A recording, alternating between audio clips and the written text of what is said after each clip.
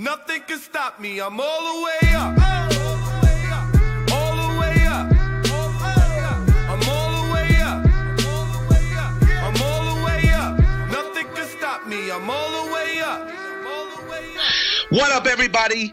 Broadcasting to you live from Koreatown in Los Angeles, California. It's the OZone. I am your host, Omar Miller. You can find me on Twitter at Omar Miller, on Instagram at Omar Benson Miller, and you are joined by my brother from the same mother, my co-host, Terry Miller. Terry the Icons at Instagram and Twitter. That doesn't make any sense. It's at Icons, EYECONZ. Thank you. So let's just get right into it. Since you're trying to confuse people about your social media handles, you must have some controversial stuff to share, because there was some controversial stuff that got shared this week in sports that is just pretty incredible. I mean, we got a lot of stuff to cover this week. We got this thing in the NFL draft is just kind of mind-blowing to me. This kid, Laramie Tunsil, and this thing just completely unraveling, like simultaneous to him being drafted and him being on stage and answering questions.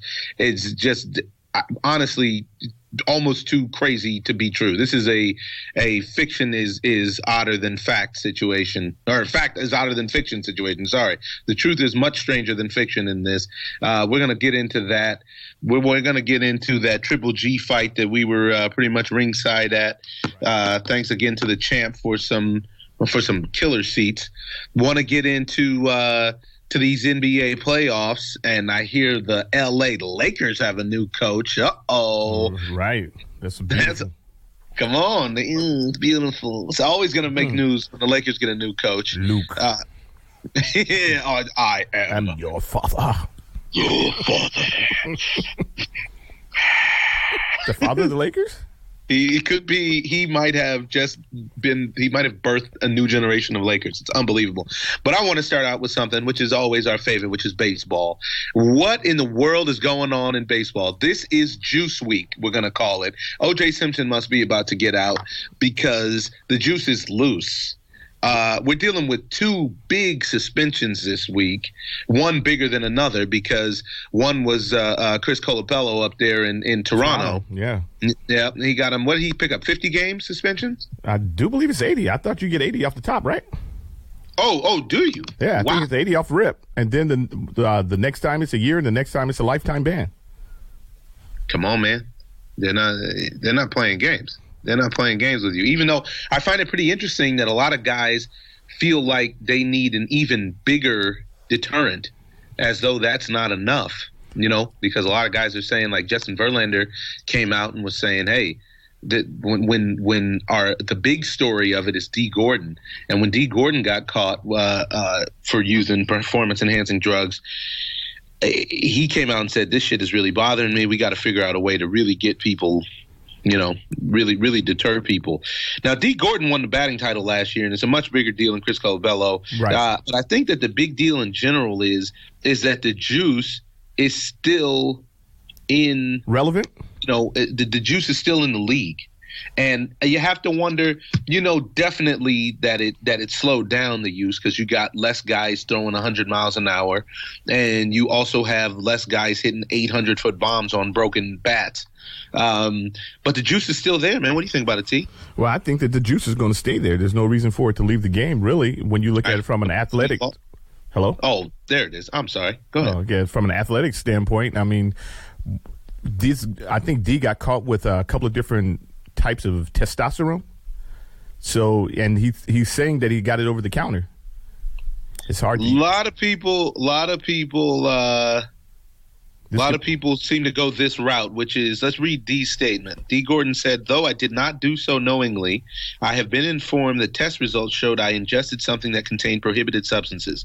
The hardest part about this is the feeling I have let down my teammates, the organization, and the fans.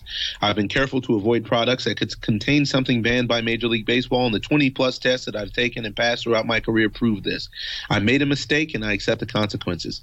Now, I saw something on the news the other night. One of the sportscasters who seemed to be really partial to D really seemed to give him a pass, and only in the sense that he said, hey, D's a great young man. He's had a lot of struggles keeping on weight.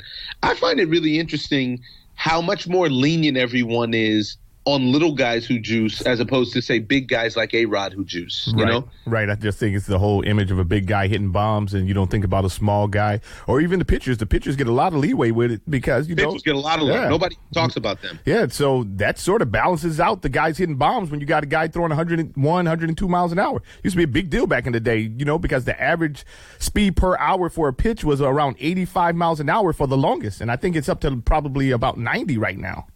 Speed per hour? Was that miles per hour? Have a guy throw for an hour and see how long he was speeding. Yeah, see how long he can last. On the 405, bro. I'm doing 85. 405. No, you can't do 85 on the 405. Yeah, no, it's a very interesting situation. I mean, it's kind of like how they used to let the guys foul Shaquille O'Neal, and then they would call a touch foul if you look at Michael Jordan the wrong way. It's just very interesting to me. I feel like the situation with this, from what I understand, it was some sort of testosterone booster. I've heard reports about D. Gordon giving up pickup basketball and eating chicken and rice and so on and so forth to try to keep weight on throughout the grueling 162-game season. I mean, I don't think you can really have an excuse for trying to get the competitive edge. You also can't be naive enough to be surprised that these guys want a competitive edge, and with the stakes being as high as they are, that they're willing to do whatever it is that they need to get it. Realistically, we talked about this about a little more than a month ago, where our sound engineer, Ernie, decided to share with us that he would be willing to juice for the kind of money that's available in Major League Baseball. Right. Realistically, D. Gordon was, I would say, an average Major League second baseman with the Dodgers, who had a lot of potential. Well, that window on realizing his potential seemed like it was closing. He worked very hard in the offseason. Everybody attested to it. He picked up his defense. He started getting on base more and striking out less. And that's when the Dodgers dealt him. And then last year he seems like he has it all together in Miami, really. He's the leadoff hitter. He ends up leading the league in hitting, steals a bunch of bases. I think he led the league in stolen bases, either him or Billy Hamilton. Yeah, he had 58. Yeah, and then and runs scored, yada yada yada yada. Total stud season. Then signs a big deal, $50 million deal, I think it was, for 4 years. My issue is, I have a couple things I want to discuss. One, I want the fans to stop being so stupid so as to think that guys in contract years miraculously always put up their best numbers. This isn't a coincidence, and everybody needs to really start being realistic about understanding that. Why is it that every guy in their contract year puts up the best numbers of their career? Does everyone really believe that these guys just aren't trying until it's a contract year? Well, maybe it's the focus issue as well. That you have a lot on the line, so you decide to focus this year more so than you have in the past because you're still making good money, but that's the difference between making good money and great money, Well, and is it that, or do you decide I'm taking something to take my game to the next level and this is what I need? And then when you decide that, you see the results. And I wonder how much of it is self-fulfilling prophecy. I wonder how much of it is placebo, the placebo effect, where they take something and then they say, yeah, I got it. It's a confidence factor. I can remember when the big juicing scandal happened back in the early 2000s. I think it was 2003, 2004, like that. Guys got off the juice and couldn't even make contact. Right. Man, you couldn't have got to the major leagues if you couldn't make contact with a fastball. What's going on here? And that was definitely mental. But then you look at, like I said, look at these guys, these pitchers that get off the hook. You like Eric Gagne type of guy who's throwing like 200 miles an hour. You completely off the hook. Yeah, completely gets off the hook. All the records stand. Yeah, all the records stand. Nobody ever questioned, like not that he was doing it, but rather, the results, what he was doing, the saves and everything else. I mean, he was completely unhittable. He was unhittable, but he's not the only one. He wasn't. I think that it's a lumping effect that's going on, and it's a very interesting situation because obviously the guys that aren't juicing want the playing field to be level. There's a lot of talk that, hey, listen, man, everybody's on something, which is unfortunate, but it's very interesting. I mean, the Marlins are the second hottest team in all of baseball right now. The Marlins have won 6 straight. They came into L.A. and they put it on the Dodgers, which was something I want to talk about with Don Mattingly coming to L.A. and getting his just desserts. But I want to stay on this D. Gordon situation and Chris Colabello just because of the results. Now, for me, I think like with a guy like Chris Colabello, who's been in the minor leagues for most of his career, and he was basically a nice AAA player, but then when he came to the show, he actually started producing nice numbers, and I think that a guy like him has more of an incentive to do something like that than a D. Gordon. D. Gordon, I honestly believe him because not just the big little guy issue, but what is he going to get out of it, really? It's not really, do you think that it's going to make him that much faster? Do you think that it's going to make him that much stronger? I think it's more of maybe a injury or a supplement issue more so than anything. Well, I also think that we got to start figuring out what's in all these supplements if we're going to believe that guys are taking stuff accidentally. It's just hard to call. Yeah, but he already got his contract. So what's his reason now? But then there's the other side of it, which is how long does this stuff stay in your system? And they test for the synthetic versus the natural. It's just a really interesting thing to me that a guy can juice and a little guy can juice not for the home run or the power benefits. Maybe it is the longevity. Maybe it is the recovery. Or maybe it's like you said, and it's actually was just by accident. It's just a trip to me that this is still a factor in the game of Major League Baseball so that we know that the game isn't fair, if you will, because just like when it happened after the Mitchell report and after they banned HGH and the juice that all the guys were on before it was illegal, like the McGuires and all those guys, is that you had guys like Ivan Rodriguez coming to camp 30, 40 pounds light talking about, I gave up McDonald's. Right. Yeah, sure you did, dude. I just find it very interesting, and it always makes me think about all of these guys who played in that era and who still play now and can dominate. It's just really, you just never know. It seems like there's no real way to know. It's a really interesting situation. Well, that's why they randomly test, though, right? I mean, these guys, they're taking something. Obviously, they all have to take some kind of form of supplement so that they can play 162 games. You're lucky if you can play 162 games. But to think that you're just going to go through the whole season with just meat and potatoes is ridiculous. Back in the day, the guys used to use speed. So, and when they talk about giving a guy an asterisk next to his name, should they get one next to theirs? Because that's performance enhancing more so than anything. What about the guys who are using cocaine and everything else? I mean, all these are performance enhancing at some level. White line. As pure as the driven snow. Going through my mind. And all I want to think of you. Something like it's I don't know. But, this is all up for personal interpretation and for the interpretation of the writers who get people in the hall, I guess, which is ridiculous. Yeah, a guy who never played the game really should have a little bearing on the people who get into the highest accolade for the game, in my opinion. Right. But you know what? I know we got a new caller here. One of our listeners wanted to participate, and we have Dr. Don on the line. Let's see what Dr. Don has to say about this whole situation. Yeah, let's get him on. So we got a new friend of the OZone and a professional in the medical field. We got Dr. Don on the line to talk about juicing in sports. Hello. Hey. What do you think about the situation with D. Gordon being caught on this testosterone? That's a huge, huge discussion if you're not involved in sports at all. But it's a short discussion if you've been doing it a long time. As you know, I've been doing sports medicine. This is my 37th year with all grades of professional athletes. And the first question you got to answer before you even rope in D about all this kind of stuff is, who came up with the name performance-enhancing drugs? It definitely wasn't a sports doctor. It's such a broad explanation because some people, certain vitamins make them, better athletes, so to speak. So anytime you use like steroids, particularly if they're not through a physician, you're usually going to get some side effects that actually make you less of an athlete. Usually you bulk up, tendons get sore, they rupture, your body retains water, it makes you slower, increases your mass. So if you're going to be a sumo wrestler or Roman Greco, something like that, you're probably going to do okay.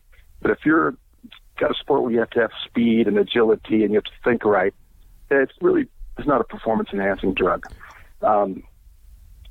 The performance-enhancing comes from your mental state. Now, some people will take steroids, and they actually improves their mental state, they think, at least short-term. So it makes them think they're better than they are, and that's when they get injured. But you can get the same thing from hypnosis and going to a therapy class and finding out that you're an okay guy. So you're saying it's more mental than anything then? Oh, absolutely. You hear about steroid rage and people that take way more than what any doctor would prescribe. They start to feel better and better, and pretty soon they go over that edge where, you're no longer on the bunny slope, but you're going over huge moguls, and they think they can do it and they can't, and they injure themselves or somebody else. Wow. Your muscle twitch gets slower as the muscles get heavier, and full of water. There's no way to performance-enhancing drugs for any of the professional sports we have today. But they're very beneficial in healing, ligaments, torn muscles, sometimes even cartilage, at a very low dose in combination with other therapies so people can get back to work, as an athlete. And that's what I think society, particularly physicians, need to look at. What can we do, at what level to make sure that people at least don't get injured as much? And that's where growth hormone and low doses of steroids in a short period of time, along with the rehab and nutrition, seem to make them heal quicker. And as you know, Terry, like with D. Gordon and those guys, and I, just recently met quite a few of them on the Marlins team. Mm-hmm. They beat their bodies up, as you know, Terry. Right, 162 games. Playing basketball, if you're playing, 6 to 10 games a week and sometimes double and triple headers, you don't have that 12 or 18 hours to at least get your muscles to start rehabbing. And so you're pushing the envelope. So these guys are burning up every single hormone and growth they have in their body just to try to recover. That's why their life expectancy is so short in baseball, 32, 36, 38, some of them. Right. They just, they burn out. And, I've worked with a lot of pro athletes and athletes in the high school and college level the last 30, 40 years. And with an explanation, doing the proper blood tests and writing to the NCAA or the NFL or MLB and explaining to them, this is what's going on. We've got a medial ulnar collateral ligament tear. It's incomplete. We want to do a little bit of PRP, Prolor, whatever anybody else is using, in combination with a low dose of 1, 2, 3, 4 units of growth hormone. Along with it, at say once a week or twice a week for 4 weeks. Then you're describing the therapy so you know what you're doing. And I've never had any of them ever say no, as long as you describe it. What athletes get in trouble with is because they're actually breaking, federal laws and a lot of state laws if they're using any testosterone growth hormone or any other substances to actually, improve their ability to heal or just to make them, quote unquote, a better athlete. When they do that, they run the risk to their body of, getting some really crappy kind of medicine or drugs in it. And they run the risk of damaging themselves permanently. It should be under, a doctor's supervision with a trainer and stuff and know what they can do or can't. But for the life of me, I can't think of anything that's really performance enhancing as far as a drug. I take the case with the Chinese team in the Olympics. They started doing real good in the long distance stuff, the swimming and the running. Mm-hmm. And I think the Olympic Committee was watching for a long time thinking they were using drugs. They were just using this fungus that grows on a hairy caterpillar above 6,000 feet called cordyceps. Wow. Improved their lung function, or at least they thought it did, and they did better. So a lot of it's the psyche. And you know that. You've played in sports, Terry. If you're psyched up for a game, you suddenly get faster, you get stronger, you're thinking clearer. But that's, your endorphins kicking in. That's your adrenals kicking in, your cortisol kicking in. Sometimes your growth hormone, your testosterone go up, And now let me ask you this. Yeah. This, I can't pronounce it properly, but exogenesis or something, testosterone and clobestol. Is that how you pronounce it? Yeah. These are the ones that D. Gordon was caught with. How would that give him any kind of performance enhancing situation? None of them are going to be performance enhancing. The steroids will probably make him think that he's feeling better because you'll get a short burst of energy for a day or so, but it goes out of the system pretty quick. It's not like the sesame suspended oils, with testosterone, things like that, that'll actually stay in your body a little longer. But, and obviously you probably didn't get it from a doctor because I don't know a doctor in the world that would prescribe that right now, at least legally or legitimately. The risks are unsupervised and treating himself. That's the biggest risk. And D's a quick guy. He's got good muscle twitch. He's fairly fast at the bat and running the bases. That's the guy that's going to tear out and blow out a ligament in his knee, or going to tear his elbow up or his shoulder, doing a slide and hyperextend something. And the muscle and the ligaments are just going to tear from the excessive edema around those areas. So he's really not doing himself any good. In fact, he just shortened his lifespan probably in professional sports by doing that. Oh, really? Long term, it's not good for your health. No. I mean, like I said, and you guys have been in my office. It's if I get and you see all the walls and the helmets and the balls and all that kind of crap. Mm-hmm. If you do it under supervision and you make them follow and check in with you, and you check everything from their blood test to how they're feeling and check out their mood. At therapeutic doses, you don't get that, that high that makes you feel like you can go out and, jump through a window or something. It's if you do the right to treat it, it's not performance enhancing. You got to remember these guys, they're beating their bodies up day and night and don't even have time for proper nutrition sometimes. So, I personally think they ought to, it should be fairly legal, and I think really pretty much as if you're under doctor's supervision. But I think everybody's afraid to do that and go to the doctor and report that, what they're doing. Hey, for your show, your podcast, you should put in something called the ohm meter. That's nice, huh? Maybe so. That would just, you could tell and regulate people like me and say they're full of shit or 0 or 10. Or and I think, my personal performance enhancing drug is called Home Depot. Like Tim Allen, you go in there and you feel like you can just tear a building down. Give you a sledgehammer, huh? How often do we think these athletes are self-injecting? And obviously, financially, the incentive is good enough for them to want to keep doing it. And which sports do we think that it's in the most? Well, let's go below the professional sport aspect. High schools and colleges. I think it's pretty rampant, more so in high schools than it is in college right now. NCAA's pretty much cracked down on them. Professional athletes, and it's pretty easy to tell which guys are doing it because they get those distended veins and broad neck and disposition changes. So, if I was just to pick up, any, like say Major League Baseball team, I would say on an average, on active players, 9 on the field, probably 2 are doing something that isn't that's regulated by MLB. So at least 2 on a team. Wow. Yeah, and if you'll know those guys because they'll pop their bubble soon. They'll play real good for a while and then they'll blow out a ligament and they'll start having repetitive injuries, particularly ligaments, and then they'll be out of the lineup and they'll become designated batters, and then they'll retire and then go on to coach batting for the Marlins. But and what about another? What about other sports? What about other sports?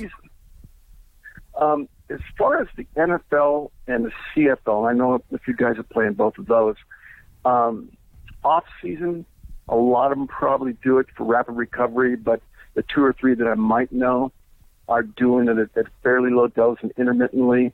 Most of them are going to as natural as they can, with tribesterone or, anything else that's going to stimulate it with arginine, what have you. But basketball, I don't see anybody doing that. In the old days of the NBA, when I was working in the 70s with a few of them, wasn't growth hormone or testosterone. They were using lidocaine and Kenalog and hydrocortisone to get rid of the inflammation. And I'm not going to mention any names, but that's why they destroyed their feet, their ankles, and then ended up crippled and couldn't play for long. Wow.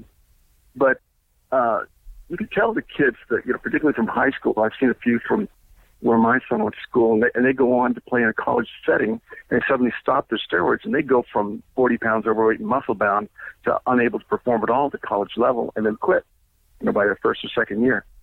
So, I don't see any of them as really performance enhancing. If you want to think that you can exercise more, recover faster as performance enhancing, then God bless you. But I want my professional athletes not to come in and have a chip fracture or tore their ulnar collateral ligament. I want them to do something that's going to keep it intact. And that's going to be under regulated, physician monitored treatments. And I think they're extremely therapeutic for most injuries. And they were dangerous, when they used to get it from the cadavers, the growth hormone, because you get all kinds of diseases from somebody else's brain. But now they're synthetic. It's pretty good. Now, there's a lot of, people that are making testosterone, like in their garage and stuff like that.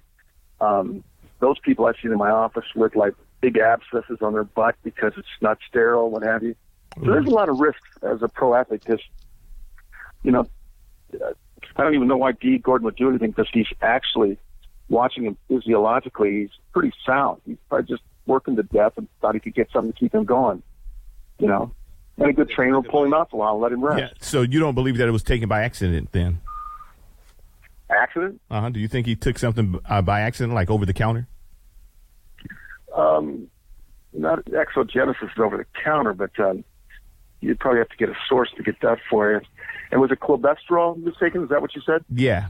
Yeah, well, those are steroids that have nothing to do with performance enhancing. So, if they test them and they find steroids, kids with asthma take steroids. Kids with asthma take inhalants that cause, the heart to beat quicker and they take deeper breaths. But they got asthma. I'd rather they took those drugs and didn't fall down, die from hypoxemia, during a game. It scared the hell out of all the little kids.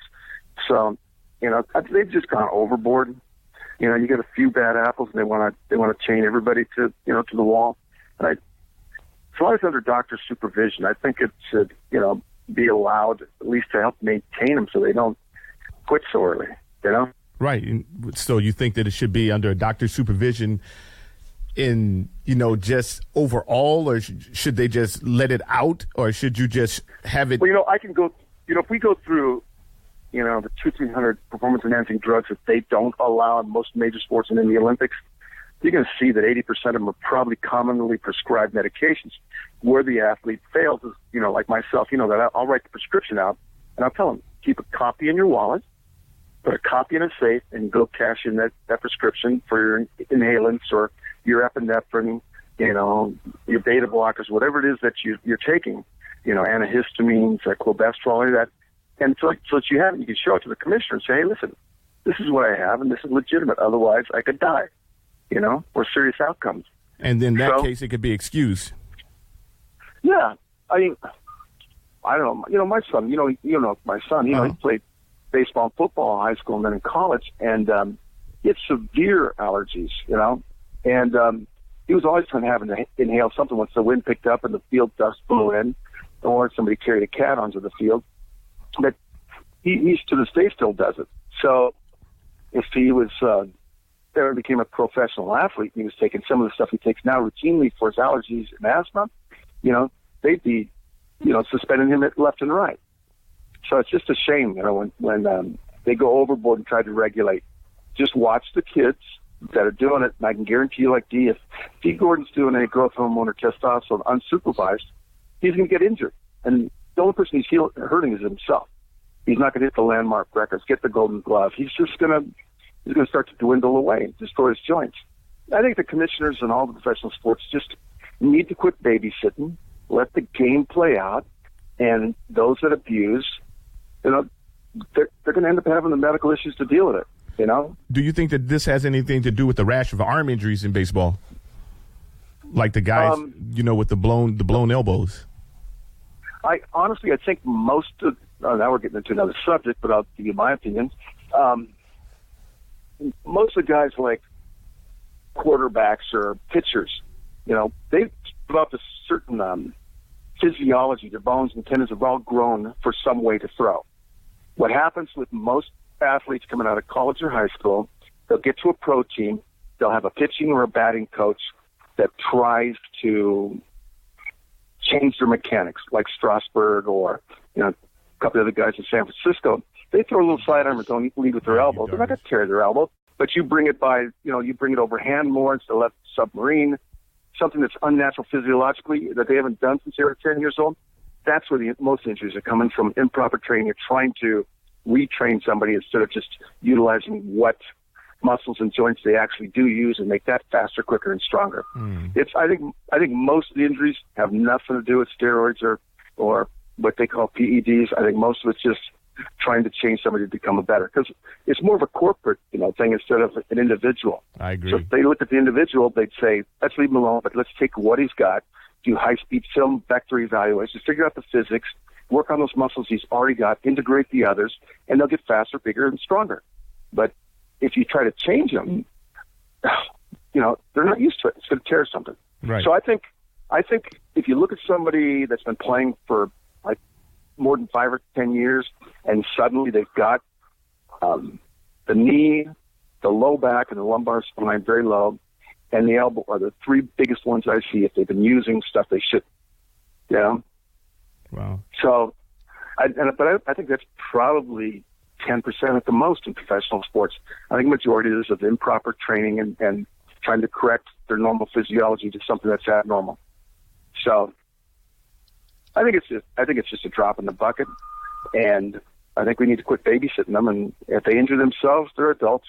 They'll injure themselves. Yeah. What do you say? I'd say get them a Sawzall. That works best, Omar.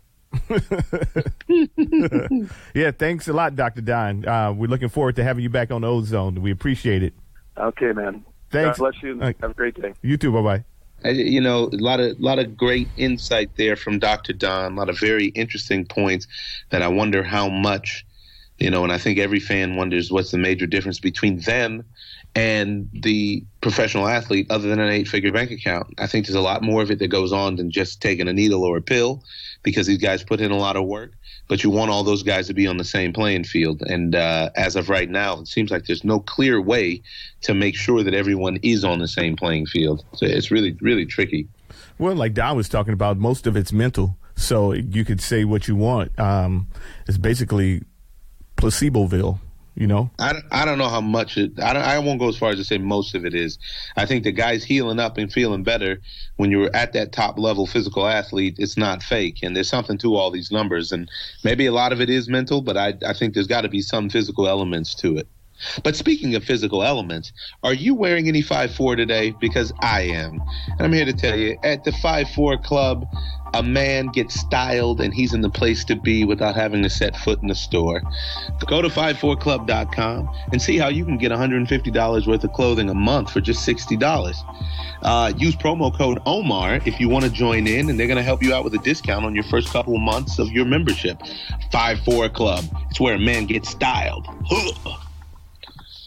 So moving on, it's a very, very interesting week in sports. I just cannot believe what's going on with the NBA playoffs and with the LA Clippers primarily.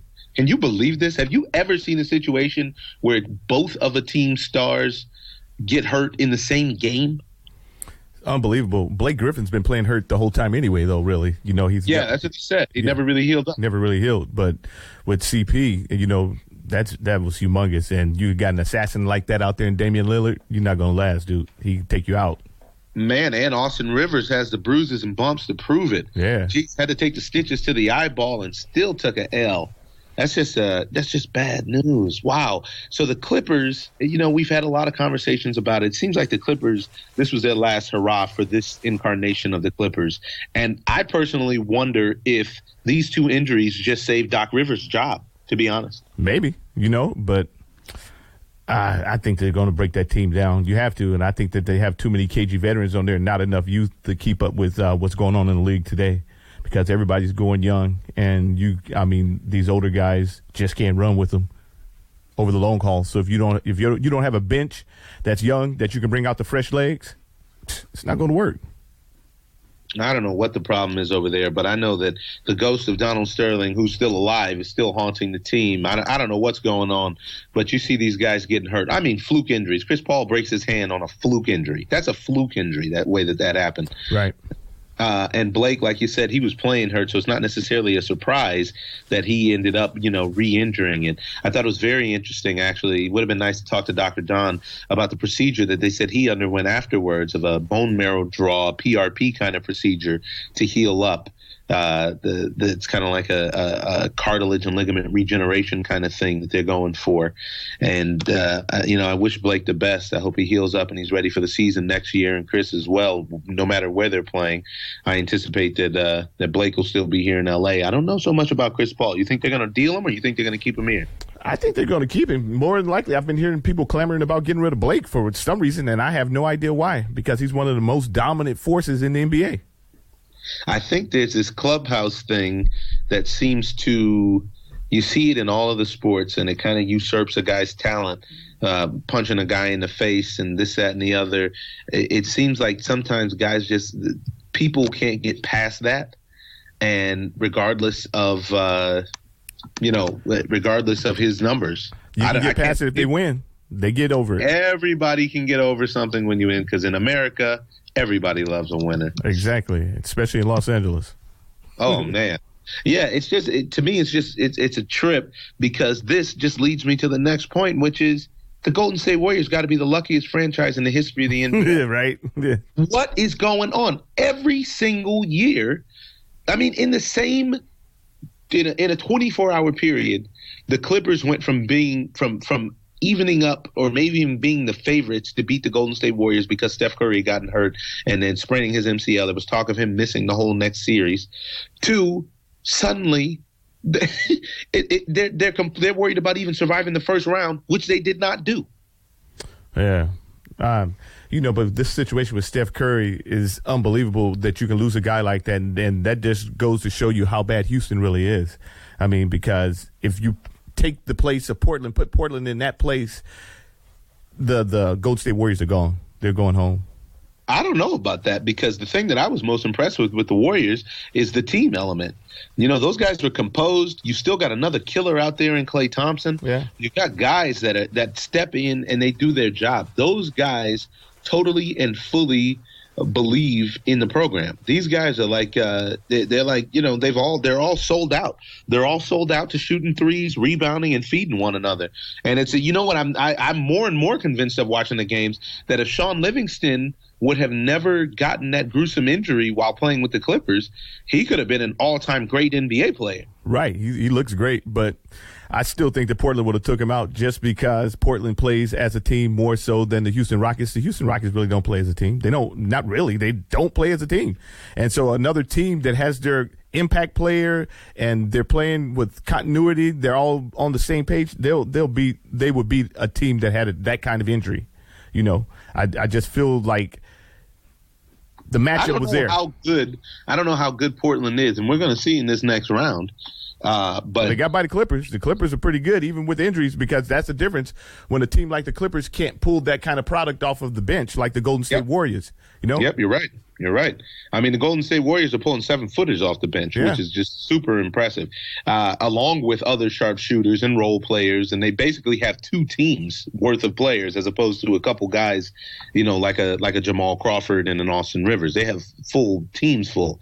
The East is getting really hairy out there as well. Like I said, the matchup that I hate to see happen and happened in the first round was the two hot teams, my two sleeper teams going into the playoffs, were the Charlotte Hornets and the Miami Heat, and they're going 7.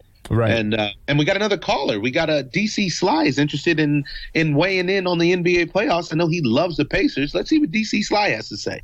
DC Sly, know you're a big supporter of the Indiana Pacers. How do you feel about the Pacers going 7 with Toronto? Who's going to win that game 7 and why?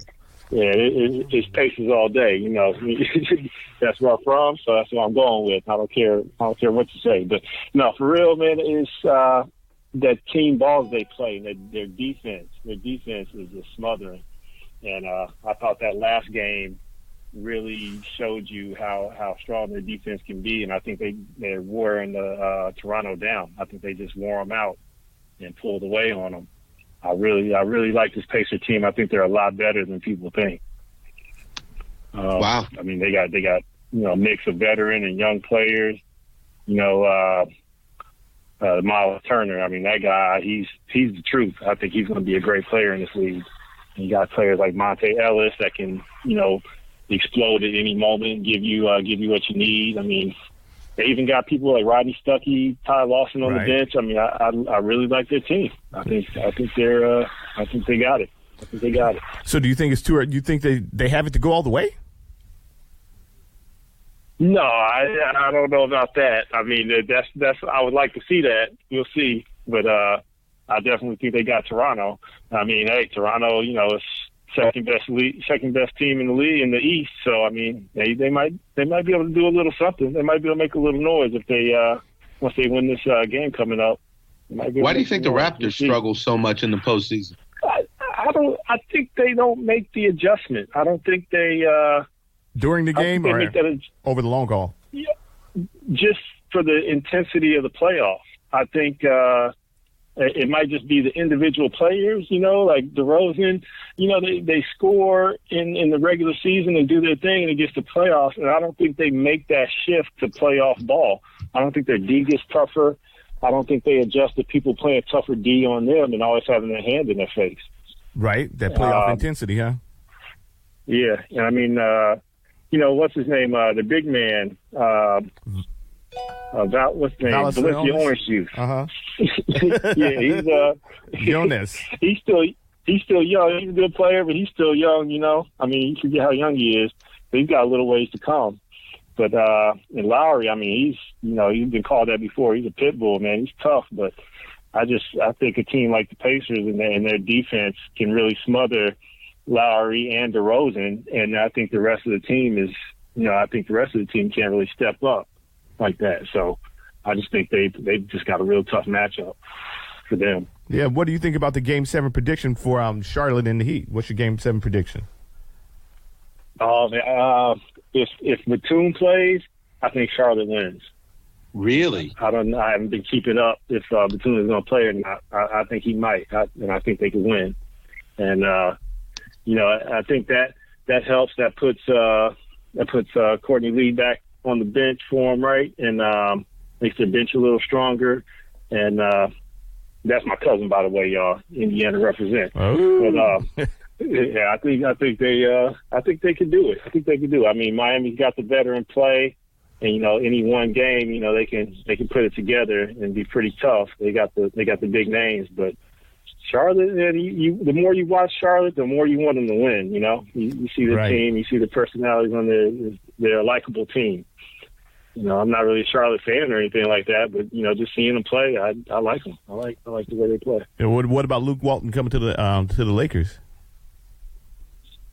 That was interesting. I didn't see that coming. Really? Yeah. I know he was with the Lakers and everything, and so a young guy, I thought he might stay up and stay up there in Golden State a little while. But that should be. I mean, that should be good. He's a good young guy, man. I think he's got a lot of basketball knowledge. He's been around some good systems and some great players. So see what happens. I mean, the Lakers they're gonna have a lot of money to play with, right? Once Kobe's gone, and they got some young stars in the making. So maybe they can put a little something together and do some rebuilding. Well, I see that his dad thought that he should stay in Golden State as well. Yeah, it's going to be interesting to see what happens. I thought he might. I thought he might just try to get a little more experience up there. But hey, I guess if somebody offers you to be the head coach of the Lakers, you turn them down? I don't think so. right. Exactly. Now, who's Bird's choice to win it all at this point? Yeah. Now, who's your choice to win it all right now? Win it all. I still got to go with Golden State, and they're having a magical season. Even with Curry down for a little while, but they can still. They got a great team. I mean, they can still, I think, weather the storm until he gets back. And I just see them. I see them winning it. I mean, San Antonio's strong. Yeah. Wow, over the Spurs at this point, huh? Because the Spurs, man, they have no injuries at this point, and they're looking really strong. They are. They do. I mean, you look at what they've done all year. Honestly, if it wasn't for the Warriors' amazing performances, that we'd be talking about how great the Spurs are. I mean, because they weren't that far off. Awesome season. Yeah. I mean, they got it all. They dispersed the ball well. The minutes are, they got players on the bench that can put in 20 minutes a game. I mean, they're probably a little bit fresher than most teams, and everybody knows their role, right? Yeah, everybody's got the role, and I mean they're solid. Nothing you can say about that. I mean they are a solid team, and Aldridge on there, it really kicks it up a notch. But I don't know. I think Parker's not necessarily what he used to be. Duncan, he's really aging and everything. I still like him. I think they're the second best team in the league. But now, do you think that the second Warriors, best team still, even with Steph Curry not playing? That pushes it. That's tough to say. I mean, they're probably a little bit better without Curry.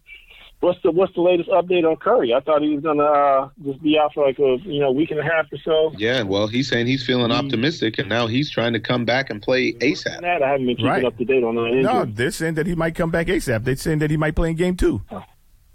Okay. I don't know how smart that is, but DC Sly always I saw nice the injury. I didn't know if it was, obviously he sprained his knee and everything, but it didn't look devastating. But we'll see. All right, DC Sly, it's always nice to have you in the OZone. Oh, no doubt, man. I appreciate it. I'll come back anytime.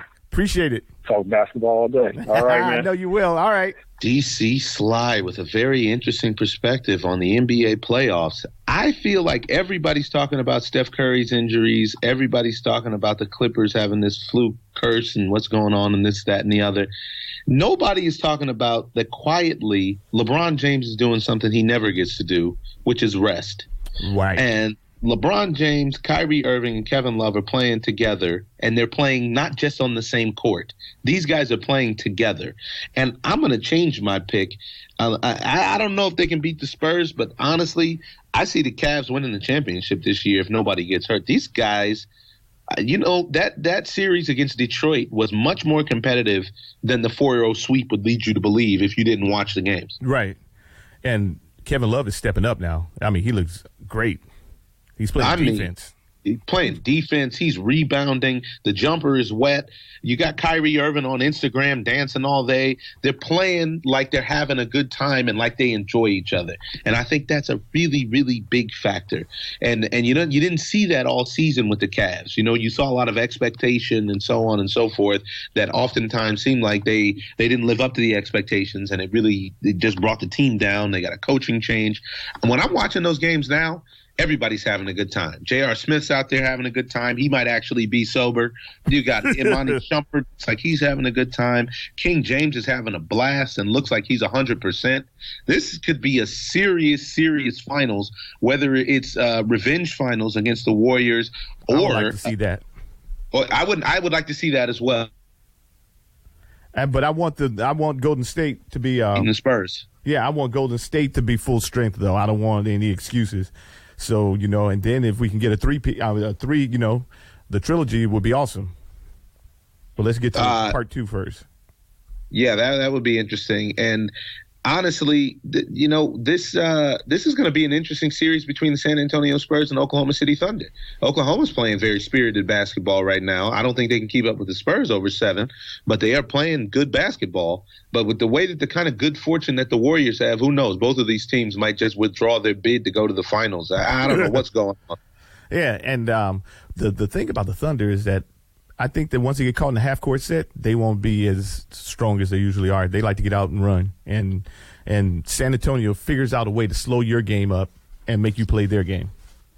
Absolutely. And it seems like this is something that Luke Walton wants to try to figure out with these new LA Lakers. I always find it interesting when teams hire a guy while the season is still going on. It's hard to see how that doesn't distract a guy. And I mean, I know he's an assistant coach, so it's not like, he's necessarily designing plays, but you got a guy who to me is just mind blowing how young he is. I mean, he was just on the roster, I think in 2014, 2013 of the LA Lakers. It's not like he's been removed from the league a long time. And I wonder how much success he's going to have with the Lakers. It's just mind-blowing to me that he could potentially be this generation's Pat Riley. Yeah, and I think he's going to be very effective just for the simple fact that he's going to be able to relate to these players, Nowadays, you bring in all these old heads, and they just don't relate or can't get along with these younger guys, and it's a problem. And you need to call it what it is. It's a problem, because if you bring in an old guy that has his format, his formula, and it doesn't work anymore because these guys are making 10 times as much as he is, why am I listening to you? Who are you? Right. But with Walton, he can relate. He's a peer, more or less. He might actually dab with the players. Yeah, you never know. Exactly. Yeah, and maybe he'll secretly record some of their conversations. Maybe. And they can really feel close to one another. Or maybe he's the guy that might take you out in the back and rough you up for doing that.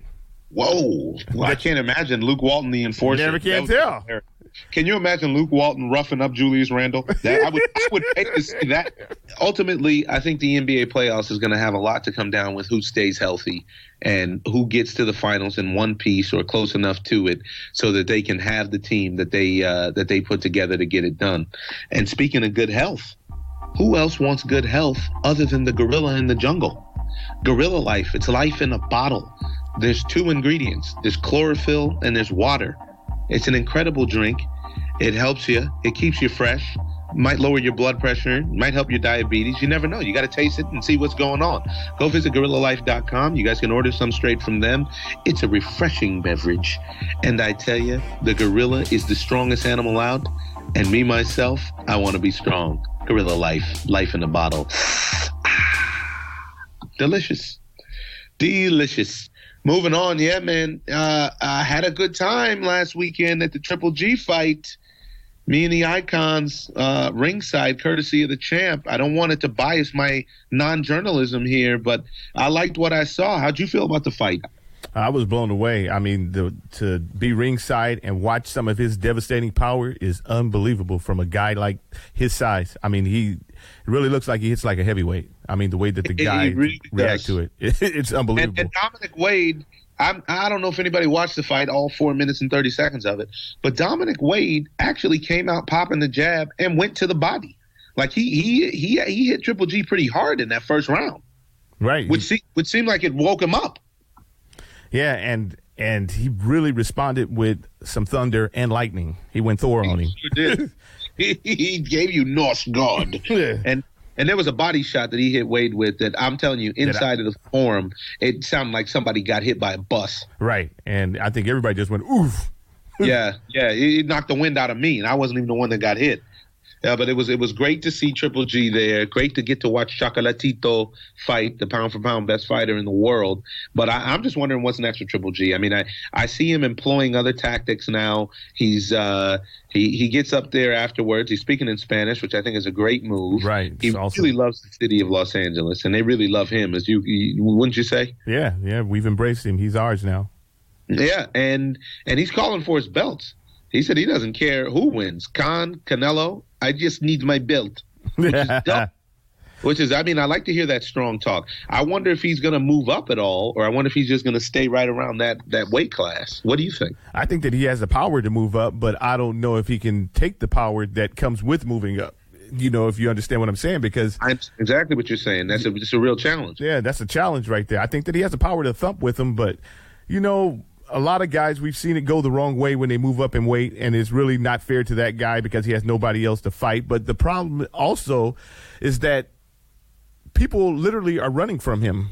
So he has to get out of his, not comfort zone, but out of his element to be able to find a fight. And he's a fighter. So he's trying to fight when everybody else is running from him. Then there's that. And definitely guys don't want to fight him, not in that general weight class. It seems very difficult. But I tell you what, a couple guys that I would like to see him fight that I don't know if I don't know if they're running from him or if it's one of those, you know, I don't know if it's one of those different network issue things, you know, where you have the you know what I'm talking about? Uh-huh. Where you have all of the HBO doesn't want to have a fight with a co-production with Showtime or right. blah blah blah blah blah. Because I tell you, there's some guys on the other side that I would like to see him fight. I would love to see Triple G fight Danny Jacobs. I would love to see him fight Danny Jacobs because Danny Jacobs isn't scared. He's athletic, and he can move. He knocked out Kid Chocolate in that first round a couple months ago, and I was really surprised. That was an amazing knockout. But he's a comeback kid. He's a miracle kid. You know, he actually beat cancer. I met Danny once at a charity event, and hearing his story was very inspiring. And he wasn't scared of cancer. I don't think he's scared of anybody in the middleweight division. But I don't know who else he goes and fights. Right, and I don't think that it's fear that stops these guys from fighting. It's just the whole it's like you said, going across cross-pollination of the networks, and there's a lot of legal stuff that goes on. Emotional camps and all that stuff. Yeah, and it's not fair to the fight fans, but it's actually, you know, how we get to put the fights on. So there has to be a happy medium, but right now the guy's having a hard time finding fights. I know that, Triple G. And he needs to, they're going to have to try to set up something so that he can get the fights that he wants and needs to, to solidify his history. Right. Yeah. Wow. It's going to be interesting to see where this goes because to me, the only way I can see him going is up. I mean, the bigger names right now are down, meaning Canelo in that 147 class. Right. But none of those guys got any work for him. There's just no way. There's no way. Yeah, well, I think that Canelo is a plotter, and I don't think that he has enough experience at this point to beat a guy like Triple G. And also, can he take a punch? I haven't really seen him I've seen him in the ring a couple times and take some good shots, but from a guy who's going to throw heavy punches every single time, nowadays the jab is a lost art. So now guys come in throwing hard crosses, everything's hard. Nobody's going soft in a way. Everything is hard. So can he take it as much as he puts it out? That's what I'm saying. Okay. Yeah. I mean, that's we have to figure it out. I don't know what the I was a little confused by your statement, but ultimately we'll find out. I don't think we're going to find out with Amir Khan. I think we're going to find out after this Khan fight to see what his response is going to be, and whose response. I mean, say Khan wins this fight and pulls off the upset. Khan definitely shouldn't fight Triple G. There's no right. He has no incentive for that. Yeah, there's no reason to do that. Khan's still trying to get Manny and Floyd back in the ring. Yeah, he seems like he's given up on that a little bit, and I'm happy for that because he can be a star in his own right. He doesn't need those guys, and I think he can put it together. Yep. Speaking of putting it together, I took a trip. Wow, I took a private jet flight. I mean, this was something incredible. Some company called Jet Smarter claims to be the Uber of the skies, and you know what? They're right. For about $1,000 a month, you can fly on private jets unlimited. If you are a traveler and you have to travel all the time, this might be the thing for you. Check it out, guys. Download the app. It's called Jet Smarter, and use the promo code BALLERS if you want to get a little money off your membership. Well, moving on to one of the final things I want to cover, we're going to have to cover this NFL draft in depth on the next podcast. But as of right now, I just want to cover one of the stories in it, and it's this Laramie Tunsil character. This guy is like this is something out of a movie. I don't know if you've been keeping up with this, but this kid was predicted to go top 5, and before he gets drafted, his social media gets hacked, and a picture of him wearing like a 1940s World War II gas mask attached with a bong, smoking what you'd have to assume would be the devil's weed, appeared on his Instagram and his Twitter. Wow. Dropping him down, potentially costing him millions in endorsements and the whole song and dance. He ended up with the Dolphins, which seems to be trying to figure out a way to become the Raiders East, or the Raiders Southeast, if you will. No, they're taking all of the hard luck cases and maybe guys that don't have the discipline of some of your more focused players coming into the league. And then he gets on stage for a press conference to talk about how his account got hacked and X, Y, and Z. And somebody else drops a social media hack on him where basically it's shown him asking for money from his coaches at Ole Miss to pay his mom's electric and electric and water bill. And then they asked him, they said, well, what about accepting money from coaches? And he says, yeah, well, I'm going to have to say, yeah, I did accept money from coaches. What are they going to do now? And the kid has literally blown up the spot. I mean, there's a lot of information about these suspect fashion choices that are going on at the NFL draft. But men wearing midriffs and halter tops and all that kind of stuff. Wow. Yeah, you got to look it up. But this to me is the most compelling story because this kid, for one, it goes back to the same adage, which is why are these kids not able to take care of themselves when they're making millions of dollars for these universities? Right. I mean, why does this kid have to beg for money to keep his power on when he's a first-round draft pick that's coming for the NFL, which means that he's protecting your precious quarterback and your running back, which makes him one of the most valuable people on the team. And you don't want him to ask for the money for his light bill. You want him to just sit in the dark while the school and the counselors and the chancellors and everybody else sits around and eats high off the hog. And the thing is it's not even him sitting in the dark because he's in the dorms. You know, his mother, who is his mother and his father apparently. But it's something that they're gonna have to address. They're gonna have to figure out some sort of stipend or something for these players because everybody is always so surprised to find out that guys are taking money. Newsflash, everybody: high-end players get benefits. In every sport, in every profession, in life. It's the real world. This is the real world.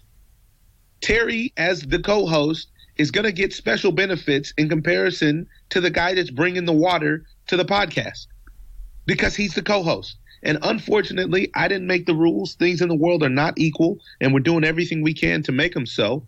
But one of the things we got to do is address the issue, and we're not addressing the issue here. This kid, he shouldn't have to beg, and he shouldn't have to hide behind the fact that by sacrificing his body and his health, potentially, he needs a little help. It's just mind blowing to me. Okay, let me ask you. Let's go deeper than that. What purpose does it serve for somebody to put these tweets and videos and everything out on him at this point? You know, I'm gonna go with full hate here. You have to. You do. I don't know what you get out of putting this kid on blast. I really don't.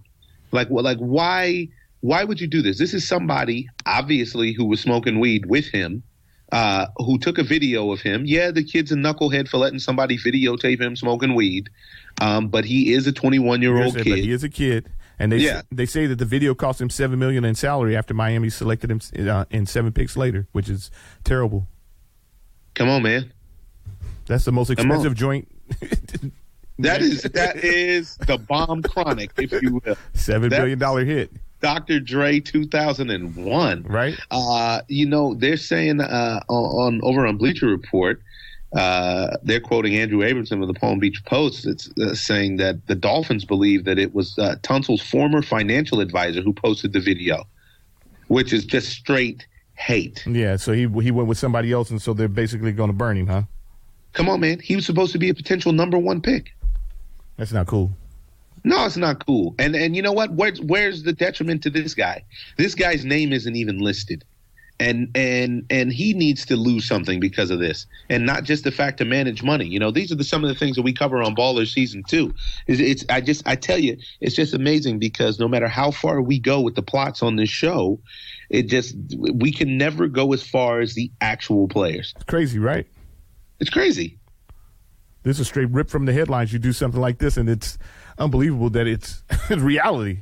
This kid is basically, I can only imagine what happened behind the scenes with this kid. Somebody probably tried to blackmail him or whatever. He'd probably just say, hey, man, put it out there and do what you got to do. I mean, do what you got to do. Yeah, do what you got to do. I can't sit around and have you, if you don't do this, then I'm going to have to let the video out. Let it out, man. I can't let you just blackmail me because you saw me hitting the ball. Come on, dude. I hit the bong. I had to hit the weed. My knee was messed up. Yeah, now you made him lose $7 million. Okay, I lost it. Guess what? Life goes on. He's still going to the big dance. He's going to the show. That dude's going to the show. Yeah. And from what I understand, that man's going to make big money for his entire career, and he's probably going to help somebody get to the Super Bowl. Right. Yeah, it's really unfortunate. Yeah, and speaking of ripped from the headlines, I want to introduce a new section, and it's called You Tricked! Who tricked? This week, no, You Tricked is a veteran Chicago sportscasting legend, Bruce Wolf. And he tricked because he tweeted possibly the worst joke ever while broadcasting a game between the Chicago White Sox and the Baltimore Orioles. He said that the White Sox were in their Freddie Gray road uniforms in Baltimore tonight.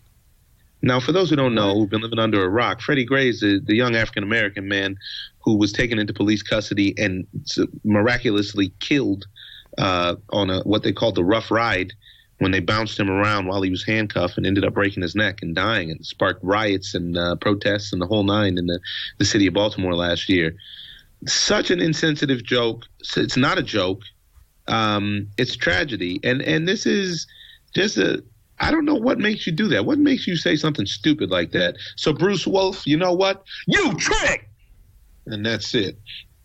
Well, it's been an interesting week on the Ozone, ladies and gents. We got more for you. We're going to try to come back at you with a podcast sooner than later. But we love that you joined us. We hope you enjoyed our callers and our take on sports, because the Ozone is unfair and partial. Me and the Icons tell it how we think it should be and how we think it is. I want to leave you with a quote here from Ralph Waldo Emerson. Men succeed when they realize that their failures are the preparation for their victories. What do you think about that, Bone? I like that guy, man. He's got a lot of great quotes. I know. It's the kind of guy you wish could live forever, so he could just keep writing quotes. I think he's got enough of them. They'll live forever. He got a lot done. There it is. I guess he did live forever. Yeah. All right, ladies and gents, Ozone out. Late.